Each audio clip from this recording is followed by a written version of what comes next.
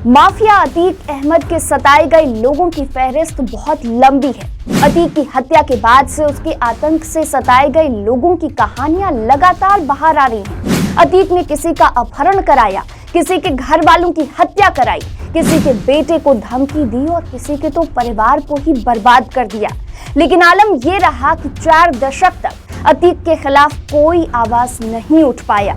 लेकिन अब उसकी हत्या के बाद उसके आतंक की कई कहानियां सामने आ रही हैं। तो आज के पंचतत्व में हम आपको माफिया डॉन अतीक अहमद और अशरफ के खौफ की 5 कहानियां बताएंगे।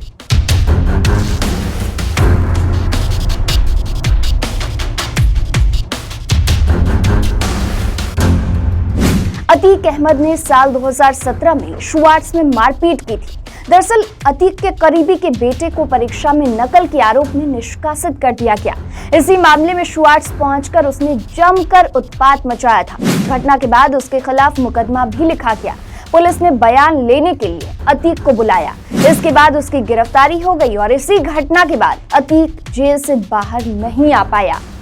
भाजपा नेता अशरफ की माफिया अतीक ने साल 2003 में गोली मारकर हत्या कर दी थी।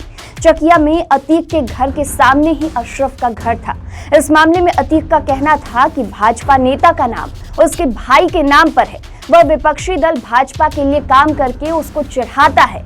इसमें सबसे अधिक हैरान करने वाला मामला ये था कि अशरफ की हत्या के बाद उसके शव को लेकर अतीक के गुर्गे भाग निकले थे। साल 1996 में व्यवसायी अशोक साहू हत्याकांड खासा चर्चित हुआ था। सिविल लाइंस में अतीक अहमद के भाई अशरफ ने उसे मार डाला था। बताया जाता है कि अशरफ महज इस बात से नाराज हो गया था कि अशोक साहू ने उसकी गाड़ी को ओवरटेक कर दिया था।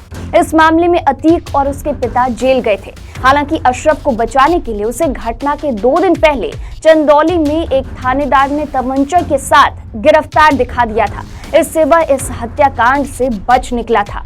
अतीक ने प्रयागराज के मोहम्मद मुस्लिम प्रयागराज को साबरमती जेल से भी धमकी दी थी। उमेश पाल मर्डर के बाद पुलिस ने जब जांच शुरू की तो मोहम्मद मुस्लिम का भी नाम सामने आया।